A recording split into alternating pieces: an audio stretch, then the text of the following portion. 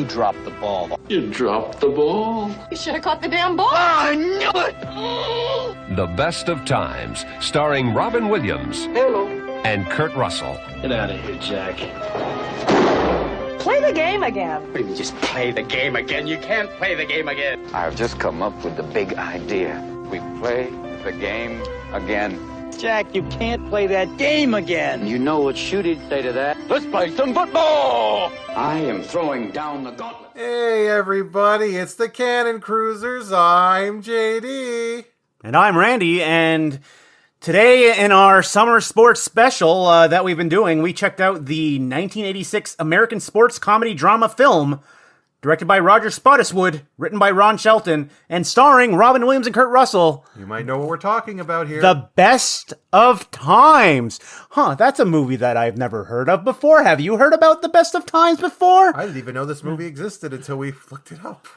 And it's about two friends attempting to relive a high school football game after losing it miserably 10 years prior. Yeah, it's a movie, one of those movies where you hear about like, oh, that was a movie that was in development and never actually got made. That makes sense.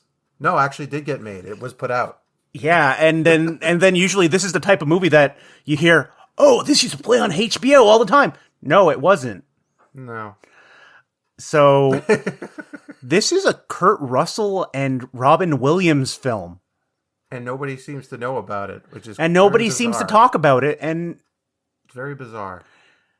It's just one of those movies like Extreme Prejudice where it's like, why does nobody talk about this? It kind of has all those elements where people would like it and talk about it, but they don't. And it's a football sports movie. Yeah, you'd figure it would have a lot more discussion.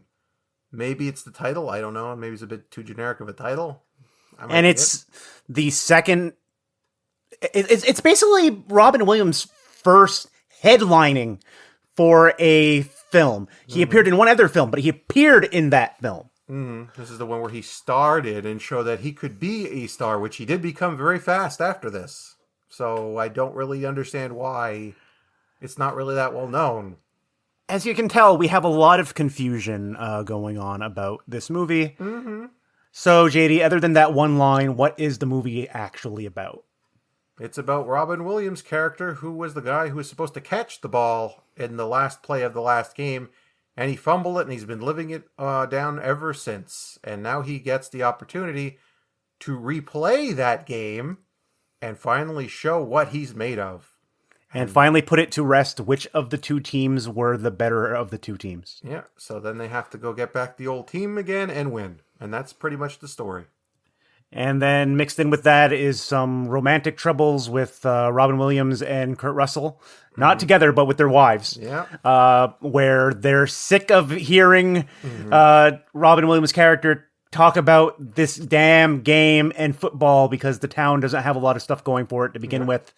And all anybody ever talks about is them losing that damn game to their rival, Bakersfield. It was the closest they ever came to winning. They never, ever came close again. And in the meantime, the town has fallen to ruin. Mm-hmm. And they don't want to pull themselves out of the hole they dug themselves in. So it's up to the team to see if they can change the future by changing the past. It's not a time travel movie, by the way. I feel like we're describing multiple different movies, but that's not really the case. No, it's the same movie. It's just it kind of sounds like a time travel movie, too. When you put it that way, yeah, no, it's just... It's not. He's stuck in the past, and in order to move ahead, they have to replay the game. That's basically what it is. Still sounds like a time travel movie. Yep, but they replay the game in the present. Think of that King of the Hill episode where Bill goes back and decides to... That's what I thought about the entire film. That's pretty much what it was. It's Asterix! I was almost expecting somebody to say that, but it never happened. No, instead he said, "That's my son-in-law!" Yeah, after he won the game that he was making fun of him for 10 years over. So, Randy, since that's the general gist of it, what is your general impression of The Best of Times? How has nobody, talked about this film? I don't really understand it myself. I was kind of confused, actually. Because mechanically the film works. Mm-hmm. Robin Williams' Jack Dundee is one of the most annoying people known to man for the first third of the film with the constantly I lost that game! I lost that game! I lost the game! And I'm going to trick you all into helping me win that game. And then once everybody started getting it and the town gets revitalized, then it's like, okay, he becomes less annoying. Yeah. But still, he's not a likable character up until that point. Yeah, this whole drive was like, I was voted most likely to succeed and all this, that, and the other, and then I was defined by this one time I screwed up, and now I have to reverse that screw up. At least to get closure, he has to reverse that screw up. Yeah. So in order for him to finally be able to move on. And it turns out he's not the only one that has to move on. Other people have to do it as well. They have to finally get over their past and move towards the future, which the town didn't want to do itself. I guess you could excuse the ringing on that one. Yeah, sorry about that. So what would you say that... Like I said, it's just a weird freaking movie. Before we go on to our highlights, lowlights, I have to talk about the fact that this movie was almost a canon film. Almost. And when I say almost, it was simply Universal distributed in North America. TMI was supposed to release it internationally. TMI went under and sold the rights to Canon. Canon was going to release it internationally, and then they decided to pass on it and sell it to somebody else who finally released it straight to video in the UK, and then nothing ever came of it, really. That's kind of bizarre. But I guess it's a Link situation. Where it's not technically a canon movie, but I guess we could discuss it as related to them, because it seems almost everything around that time period is related to canon in some aspect. So, yeah, my general impression is pretty much the same thing. It's more like, how did I never know about this movie? This feels like a sort of movie everybody would have talked about at some point, because it has all those elements, has those people in it, those stars. And yet, no, not really. It's just never really talked about. It's like, really, it ends up being like the highlight for me is that this is a Robin Williams and Kurt Russell performance that we've never seen. Yeah. That this is something new to discover. Yeah, it's a dynamic you might not have expected, because it's Robin Williams and Kurt Russell being themselves. Very much playing roles that they would have played anyways and at other times. But interacting with each other. Yeah, which you don't get to see a lot of. And really, their performances are what hold this movie together and what really bring it up to a decent film. Well, that's the whole thing, too. You mentioned before, like, he's an annoying character. That I think if it was anybody other than Robin Williams playing the character, I think it probably would have annoyed me a lot more. It's like, because he's an annoying character, but he doesn't make me want to hit him. Oh, no, I wanted to punch him at least once or twice. Which is, it's a really hard feat to do when you're playing a character like that. But I think that's probably one of the reasons that Robin Williams did take off, is because he was able to do those sorts of roles. And still be likable? Which is difficult. It's not easy to do that. But he somehow manages it in this movie. And Kurt Russell is, of course, always Kurt Russell. He's always enjoyable. He's almost never does bad in a movie, and this is no exception. I have very rarely, if any, seen a bad performance by Kurt Russell. Yeah, and this one, he definitely works very well as his counter. And boy, is he his counter in this movie. All right, Randy, we've done enough talking generally about the movie, so now let's try to move into specifics. What about this movie did you not like? Well, as I kind of said, that the highlight of the film is their performances. Everything else kind of about the movie is kind of just okay. There's a reason why this has kind of been forgotten. It's because it's just so standard and so generic in a way. In a lot of ways it is. Yeah. It's outside of the two performances. There's nothing really to write home about. Well, I would say that's my weakness of the movie, is that there isn't enough of the whole town element getting back up again, or the final game at the end. It's all kind of crammed into like the last half hour. And that was the best part of the movie, was that last half an hour, last half of the movie. I wanted more of that throughout the movie, because there was a lot. The majority of it is them dealing with their spouses. Even the spouses part was good. It was just the lead up to that wasn't great. It's good. It's just there's a lot of it, and there's not a whole lot of this, which is the most interesting part of the film. I would like to have seen more of it. It's not like it's a short movie either. No, it's like an hour and 40 minutes, hour and 45 minutes. It could have been a bit longer, or they could have focused a bit more on the other aspects of it, which is, I think, the weakness of it. It's honestly, I kind of like the spouse part, just because you got to see more of the great performances from them. And the wives did a perfectly great job on that. Everything. It's just that everybody else in this movie, everything else in the movie is just so generic. Except for Kid Lester. I thought I like that bring back, because at the beginning of the movie they talk about the closest thing that came to greatness was Kid Lester from Taft, and then he failed, and that was to draw a parallel with Jack Dundee, Robin Williams' character's failing to drop the ball. And he disappeared like Jack Dundee was supposed to disappear when he failed. And then at the end, it's the last shot of the movie revealed that he came to watch the game and saw them succeed for once. Yeah, and then it ends up changing the course of the town itself, which would have been nice to see more at the end as well. But again, like I said, just not enough of that aspect of it, which I would like to have seen more, because that's the part to me that makes it more interesting and stands out from other movies of this type. So I would have liked to have seen more of that.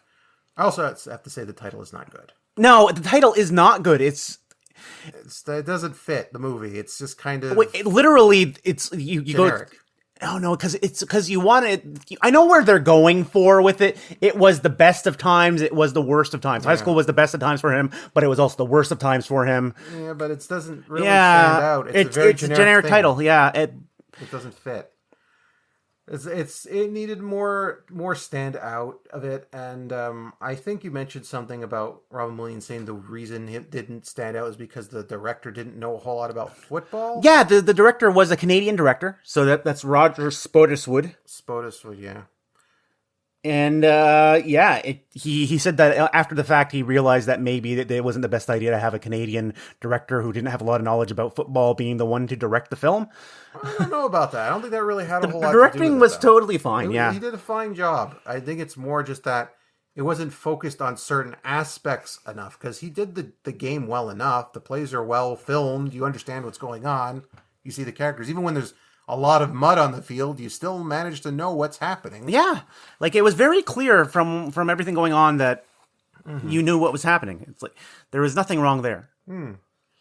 As I said, I don't really know what you could have really changed to make it a better movie, other than just, like, maybe taking the script writer aside and just saying, maybe focus on this aspect a bit more. Maybe, yeah. Maybe get to it a little faster. Yeah.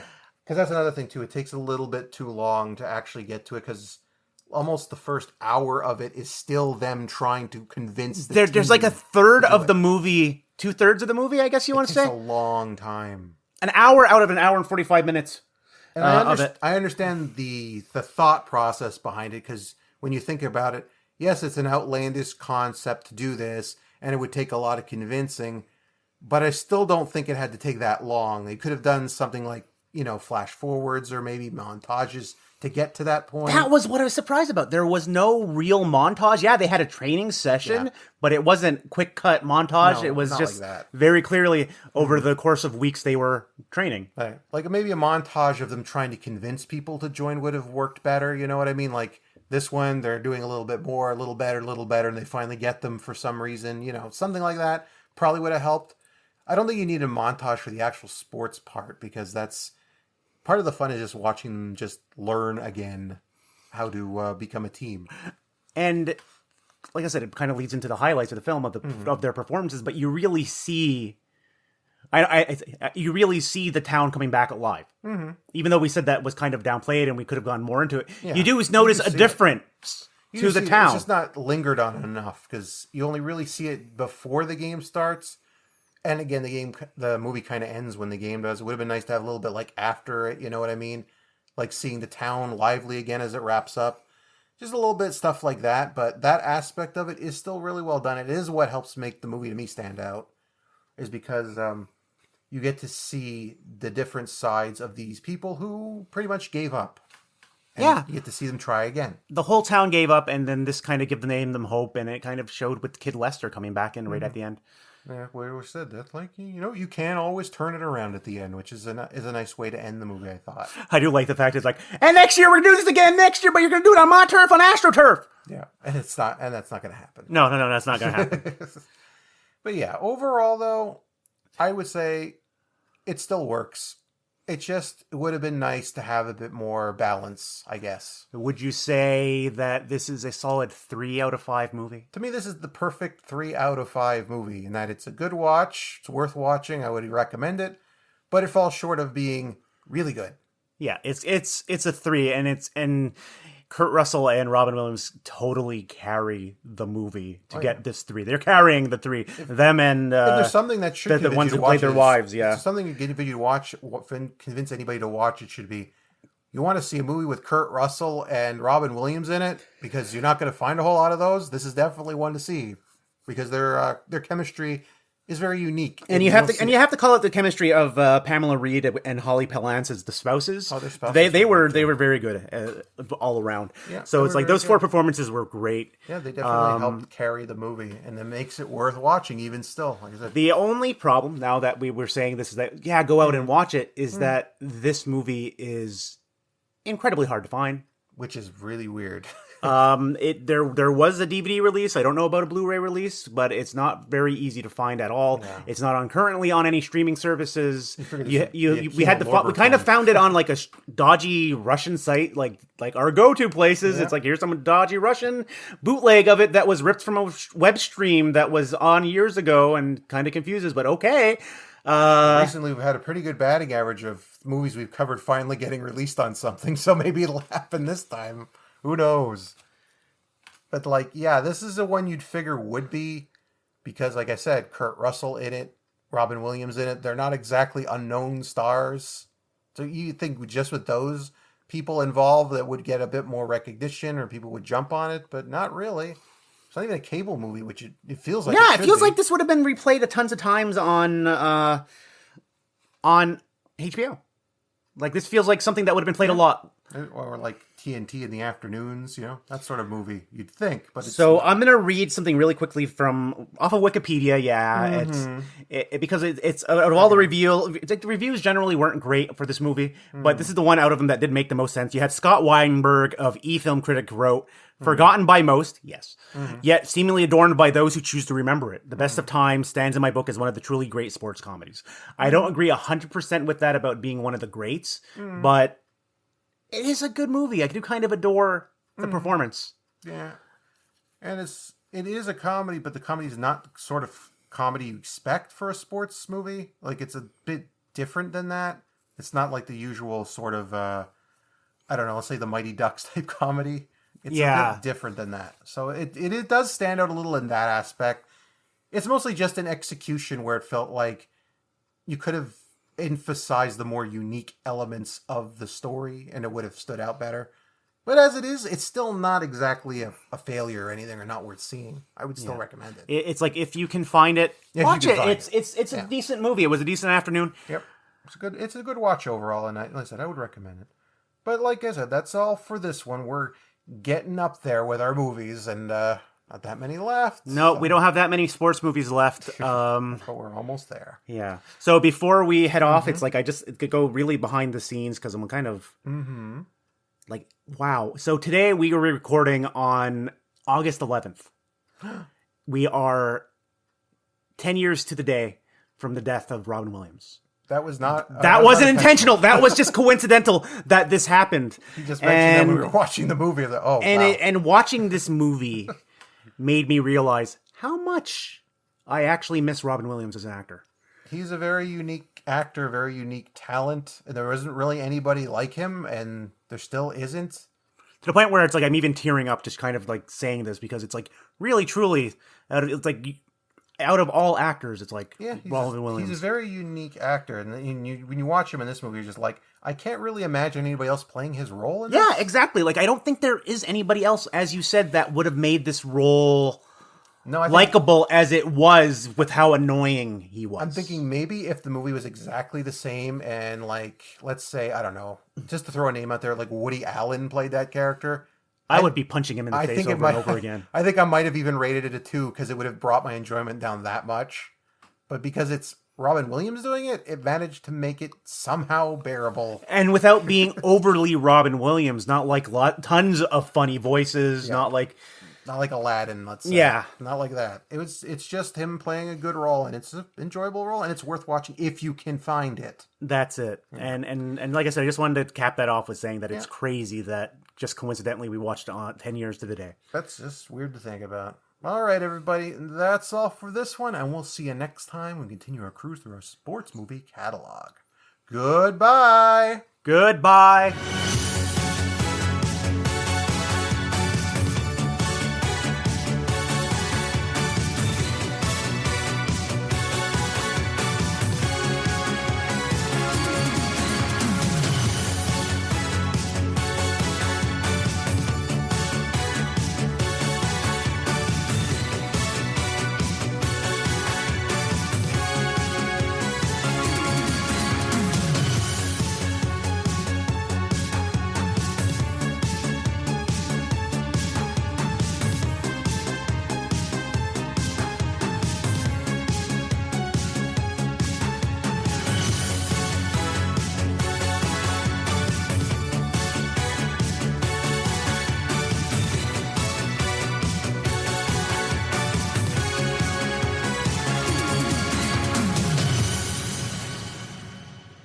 I am throwing down the gauntlet, sir. If you play that game again, you're not sleeping in this bed. We accept the challenge. What kind of offense will Taft run? Offense? Well, they're probably drawing plays in the dirt. Eddie, this pebble is you. Chico, you're the bottle cap. Look at all that phony, virile, pseudo-macho posing. Yeah. I look great. The Best of Times. Only $24.95 from Embassy.